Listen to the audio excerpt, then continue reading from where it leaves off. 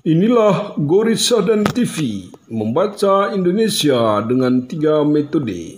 Metode pemikiran. Selamat malam kepada pemirsa Gorissa dan TV di seluruh Indonesia. Gorissa dan TV membaca Indonesia dengan 3 metode. Metode pemikiran kritis, metode pemikiran analitis, dan metode pemikiran reflektif. Pemirsa Gorissa dan TV yang kami cintai, pada kesempatan ini kita berdiskusi dengan Bung Kris. Beliau nama lengkapnya adalah Christopher Nugroho ya, alumni Universitas Indonesia, jurusan komunikasi ya. Dan beliau ini adalah business development dari Rappel ya. Nanti tentang Rappel kita banyak berbincang dengan Bung Kris ya, asal usulnya mengapa Rappel itu muncul, kemudian problem apa yang membuat Rappel terpanggil ya untuk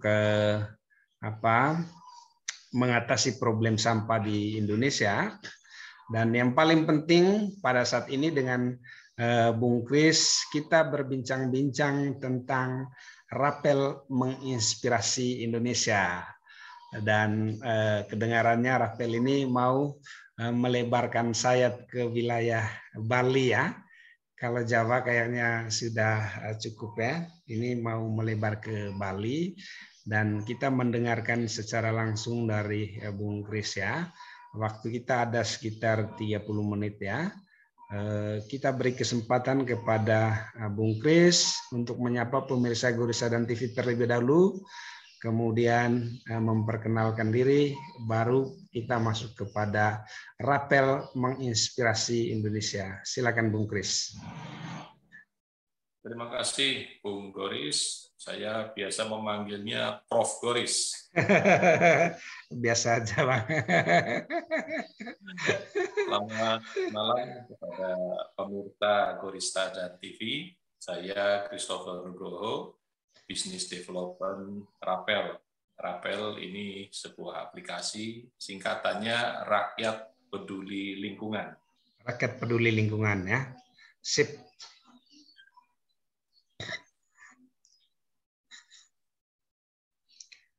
Oke, Bung Kris ya.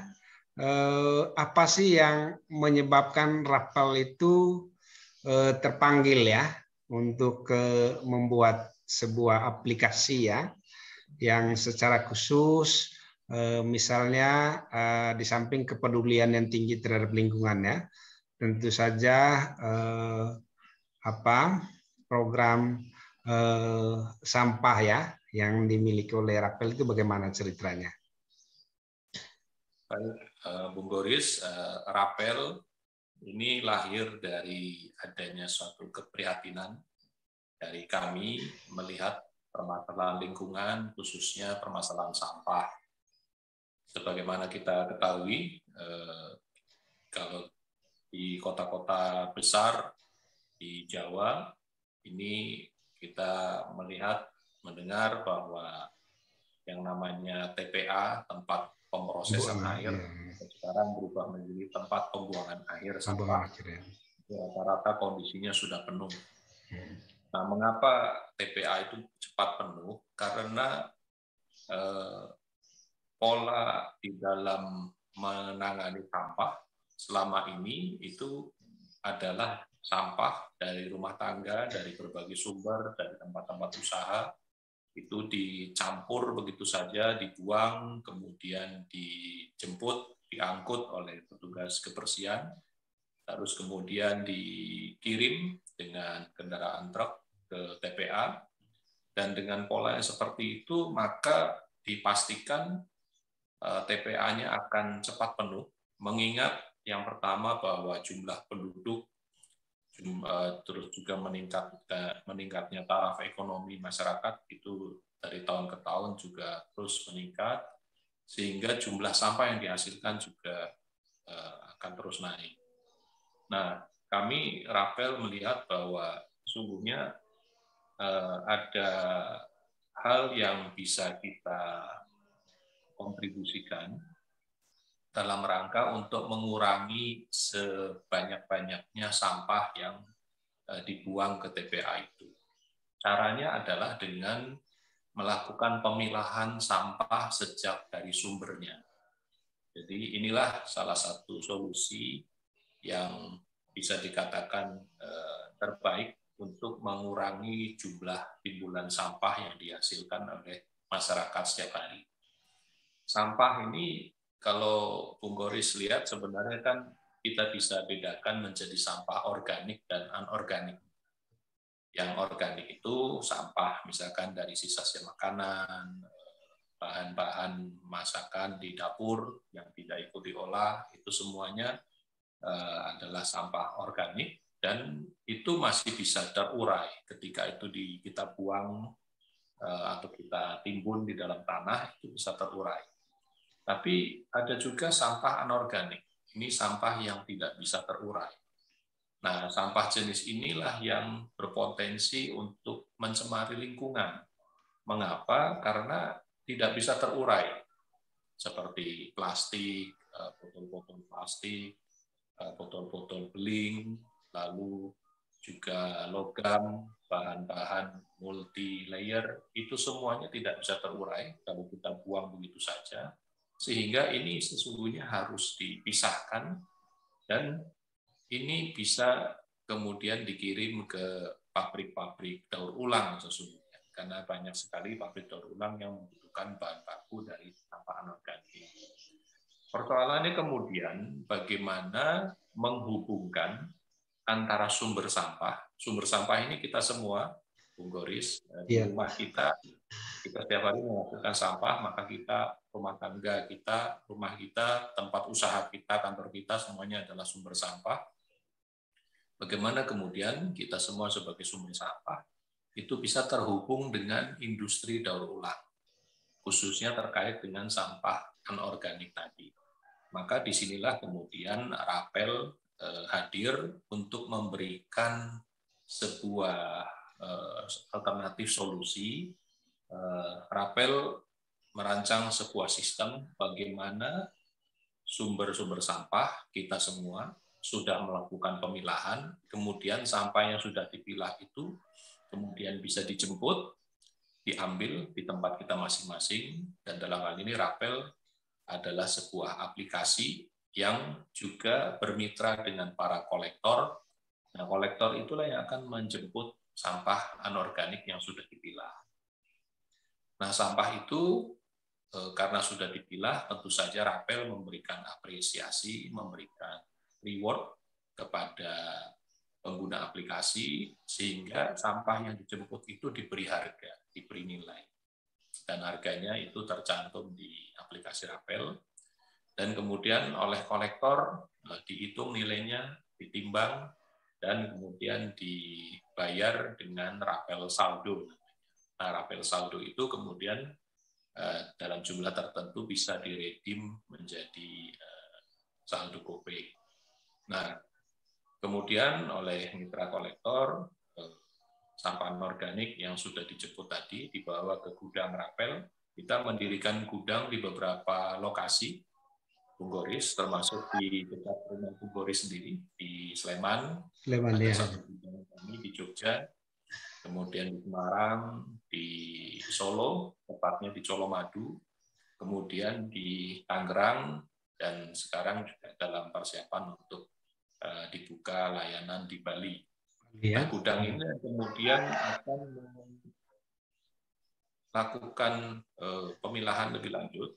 Misalkan botol air minum dalam kemasan itu seringkali tutupnya dan badannya dan botolnya masih menjadi satu. Nah, sedangkan itu dua bahan yang berbeda.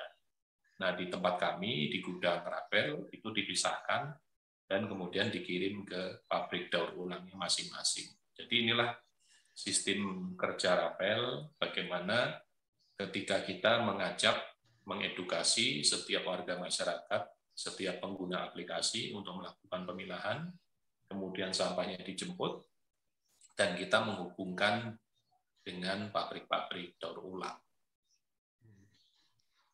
Bung Kris, ini kita ada beberapa pertanyaan yang sangat penting ya. yang saya rasa rapel ini kedepannya bisa menjadi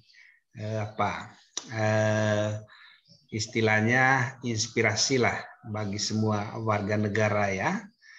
Di mana ada rapel, saya rasa di sana nanti ada lingkungan yang bersih gitu. Nah, bagaimana nih upaya-upaya yang dilakukan oleh rapel untuk mengedukasi masyarakat supaya misalnya masyarakat itu mulai dari rumah tangga, dari keluarga itu bisa memilah-milah ya, atau bisa membuang sampah itu pada tempatnya.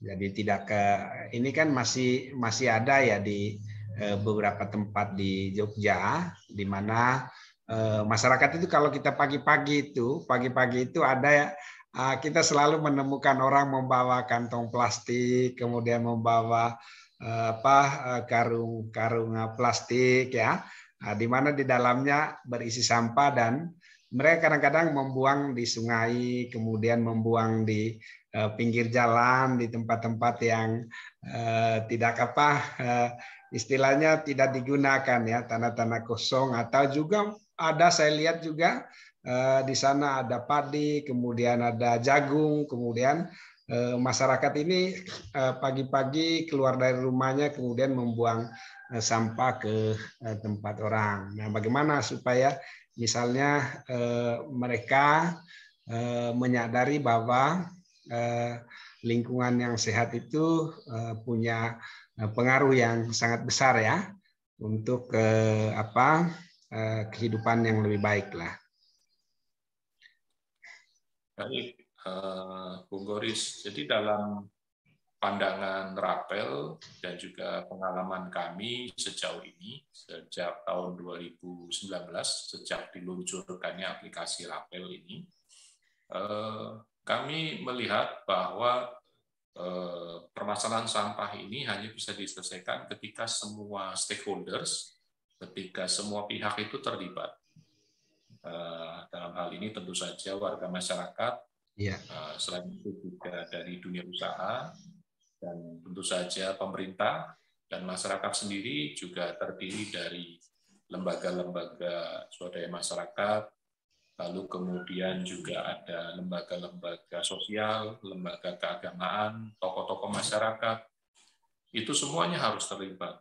Jadi kita harus memiliki visi yang bersama, bagaimana kita bersama-sama ingin mewujudkan lingkungan yang bersih dan juga bersama-sama mengatasi permasalahan sampah. Itu hal yang utama yang saya kira harus dipahami semua. Kemudian kalau dalam konteks rapel sendiri, di aplikasi yang dapat diunduh di Play Store, di aplikasi tersebut itu akan terlihat, dapat dibaca, dapat dilihat mengenai jenis-jenis sampah anorganik yang diterima oleh rapel. Nah, itu sendiri kami maksudkan sebagai satu proses edukasi supaya warga masyarakat itu mengenal jenis-jenis sampah anorganik yang bisa dipilah. Karena jenis-jenis sampah anorganik itulah yang memang setiap hari itu dihasilkan di rumah kita masing-masing. Ada botol plastik, plastik sendiri bermacam-macam, cukup banyak, termasuk juga kantong plastik yang seringkali sangat banyak mencemari lingkungan, sungai, di lingkungan sekitar kita, dan juga di TPA, paling dominan itu kantong plastik, itu juga bisa didaur ulang sesungguhnya. Nah, kami memberikan edukasi dengan memberikan contoh-contoh jenis bahan sampah anorganik. Sekarang kami menyebutnya sampah anorganik, tapi kami juga menyebutnya sebagai bahan daur ulang. Jadi penyebutan ini juga satu proses edukasi bahwa apa yang kita hasilkan, kita sebut sebagai sampah anorganik itu sesungguhnya bisa didaur ulang. Lalu kemudian ujung tombak edukasi yang dilakukan rapel itu juga melibatkan para mitra kolektor. Jadi mitra kolektor itu ketika datang ke rumah pengguna aplikasi, dia akan menjelaskan jenis-jenis sampah, lalu bagaimana cara memilahnya, apa saja yang bisa dipilah-pilah, dan bagaimana kemudian setiap jenis sampah anorganik itu memiliki nilai yang berbeda-beda. Nah, buat kami, Rapel, komitmen kami adalah apakah itu sampah anorganik yang nilainya rendah maupun nilainya sedang, itu semuanya kami berkomitmen untuk harus diterima. Sehingga sedapat mungkin, sebanyak mungkin sampah anorganik itu kita cegah untuk dibuang secara sembarangan, atau kemudian seperti tadi dibuang ke sungai, ke tempat-tempat kosong begitu, sehingga mencemari lingkungan. Lalu kami juga banyak terlibat dengan teman-teman mahasiswa. Jadi seringkali beberapa kampus di Yogyakarta dan di Semarang itu dalam kegiatan KKN-nya itu juga melibatkan Rapel. Kemudian kami juga aktif berkunjung, berkeliling ke tempat-tempat usaha. Sekarang hampir sekitar 400 dari mitra itu sebagian besar itu berasal dari tempat-tempat usaha seperti rumah makan, kafe, hotel, apartemen. Itu mereka juga para karyawannya itu kami berikan pelatihan singkat tentang cara memilah yang baik dan benar. Dan lumayan dari hasil penjualan sampah anorganik yang bisa dipilah itu, kemudian biasanya oleh para pemilik rumah makan, pemilik kafenya itu, uang tersebut dibagikan kepada para karyawan. Jadi menjelang Lebaran itu biasanya dari hasil penjualan sampah anorganik selama setahun itu lumayan bisa untuk tambah-tambah bekal hari raya. Nah, itu sebagai contoh bagaimana pertama membangun kesadaran bersama, lalu kemudian memberikan konten materi yang tepat, dan juga ada pendekatan ekonomi. Jadi pendekatan ekonomi juga menarik. Kenapa? Karena sampahnya itu ternyata bisa dijual. Lalu kemudian para mitra kolektor yang bermitra dengan kami itu juga bisa menjadikan pekerjaan ini sebagai sumber pendapatan tambahan. Nah, ini semua harapannya bisa saling melengkapi sehingga sebanyak mungkin warga masyarakat, sebanyak mungkin pihak-pihak yang terlibat di dalam gerakan pemilahan sampah. Kami juga memperkenalkan gerakan sedekah sampah namanya. Sedekah sampah ya. Gerakan sedekah sampah ini kami arahkan untuk lembaga-lembaga yang memiliki anggota atau lembaga keagamaan yang memiliki umatnya jumlahnya cukup besar. Misalkan pesantren, gereja, kami ajak para santri, dan kalau di gereja itu kami ajak para umat itu untuk melakukan pemilahan dari rumah masing-masing, kemudian dikumpulkan di satu tempat, dan kami akan menjemput sampah anorganik, bahan daur ulang yang sudah dikumpulkan tersebut, kemudian kami hitung berat dan nilainya masing-masing, lalu kemudian setiap bulan kami akan mentransfer nilai sejumlah sampah organik yang diambil tersebut. Lumayan, bisa dapat ratusan ribu, bisa dapat jutaan rupiah, yang kemudian itu bisa digunakan untuk menunjang kegiatan sosial. Misalkan dibelikan sembako, atau menyantuni orang sakit, anak umat yatim yang meninggal, dan sebagainya. Jadi ada sisi sosial juga yang kemudian bisa dihasilkan dari gerakan sedekah sampah. Bang Kris ya, ini ada dua pertanyaan yang sangat penting ya. Yang pertama, bagaimana sih cara Rapel itu membangun hubungan kemitraan ya? Dan sejauh ini kemitraan itu dengan siapa aja? Kemudian yang kedua, bagaimana sih supaya setiap rumah tangga itu bisa terkoneksi dengan Rapel? Baik, mungkin yang terakhir dulu, bagaimana supaya setiap rumah tangga itu bisa terkoneksi dengan Rapel. Rapel kami sudah bisa melayani wilayah Yogyakarta, sebagian Yogyakarta, mulai dari kota Jogja, Sleman, dan sebagian Kabupaten Bantul. Artinya yang tidak terlalu jauh dari gudang kami di Melati, di Sleman.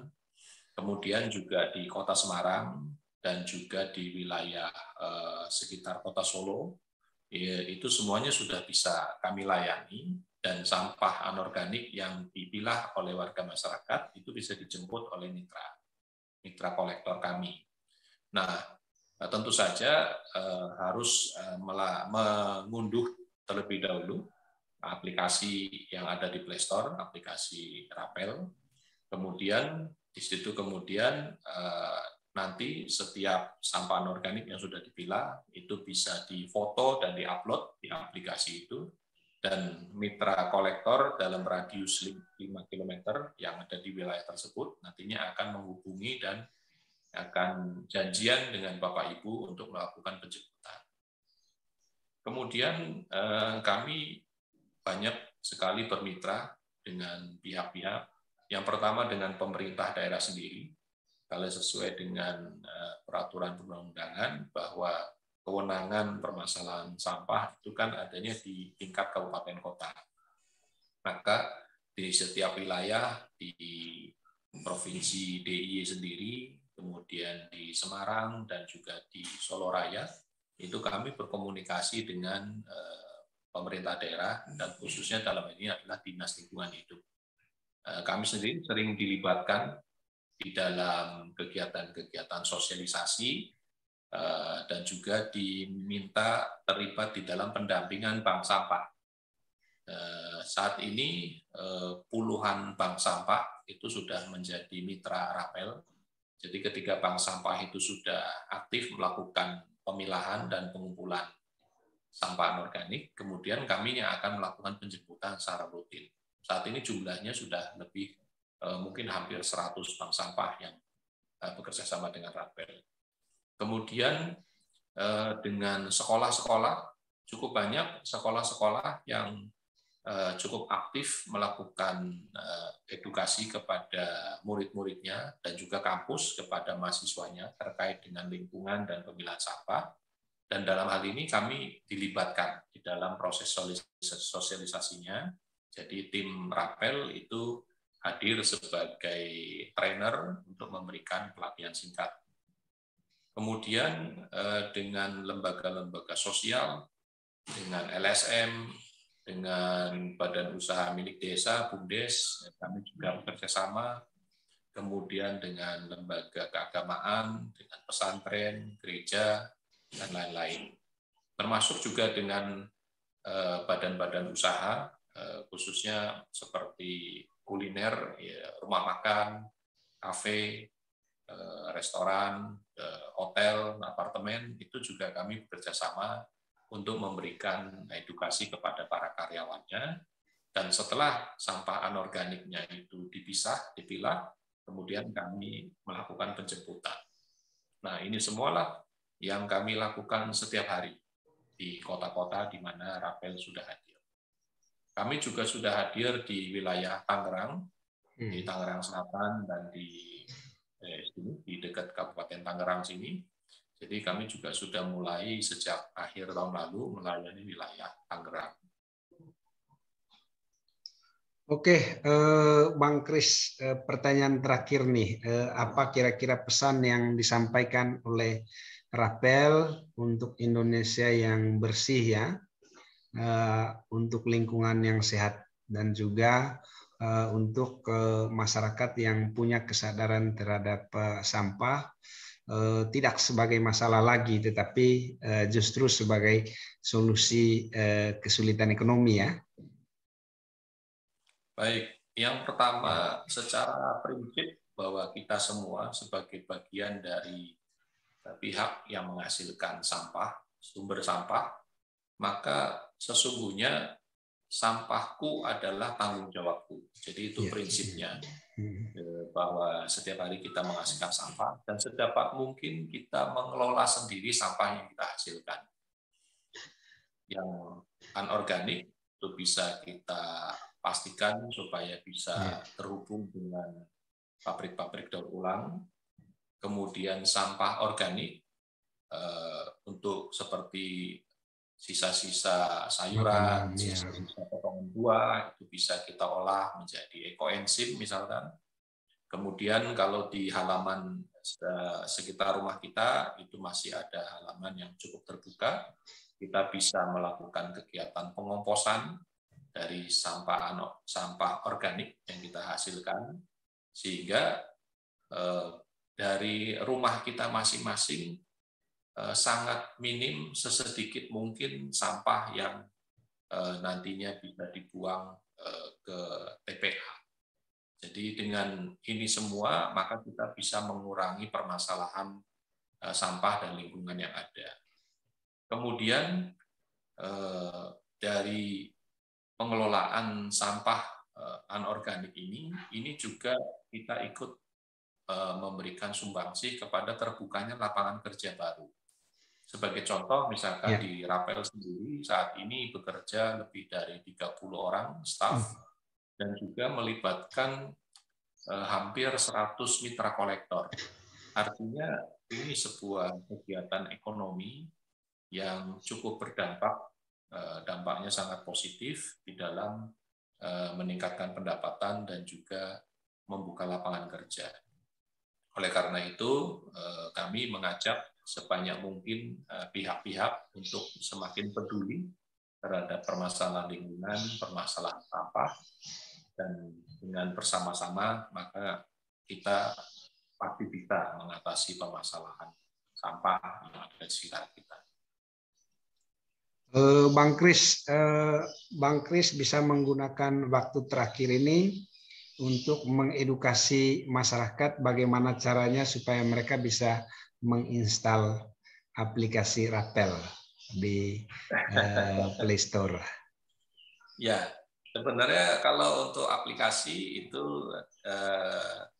Bapak Ibu, rekan-rekan bisa membuka di Play Store, kemudian ketik Rapel, RAPEL, nanti akan keluar aplikasinya dan kemudian bisa di-download, diunduh begitu. Kemudian setelah diunduh, Bapak Ibu, rekan-rekan bisa kemudian mengisi data mulai dari nama dan seterusnya, dan setelah itu jika memang di wilayah Bapak dan Ibu sudah dibuka layanan Rapel, maka aplikasi itu bisa digunakan. Aplikasi ini bisa sepenuhnya digunakan sekiranya di tempat wilayah yang ada Rapelnya. Ibu juga ada mitra kolektor yang sudah bergabung dengan Rapel. Jadi kalau sudah ada kolektornya, pasti sampahnya bisa dijemput. Khusus di wilayah Jogja ya. Barangkali apa perlu misalnya nanti orang mau mengetahui lebih dalam tentang Rapel, apakah perlu nomor kontak Bang Kris untuk dicantumkan di sini? Boleh, silakan. Boleh ya. Nanti kita cantumkan di YouTube ya, nomornya Bang Kris ya, nomor kontaknya. Oke. Terima kasih banyak Bang Kris atas kesediaan waktunya untuk tampil di Gorissa dan TV. Saya rasa walaupun baru mulai 2017, Rapel ini mempunyai kontribusi yang cukup besar untuk Indonesia yang lebih baik ya. Salam hangat dari Studio Gorissa dan TV. Semoga Rapel ke depan terus maju ya, tetap berkarya, dan juga tetap berkontribusi untuk Indonesia yang lebih baik. Salam hangat, Bang Kris. Terima kasih. Selamat malam.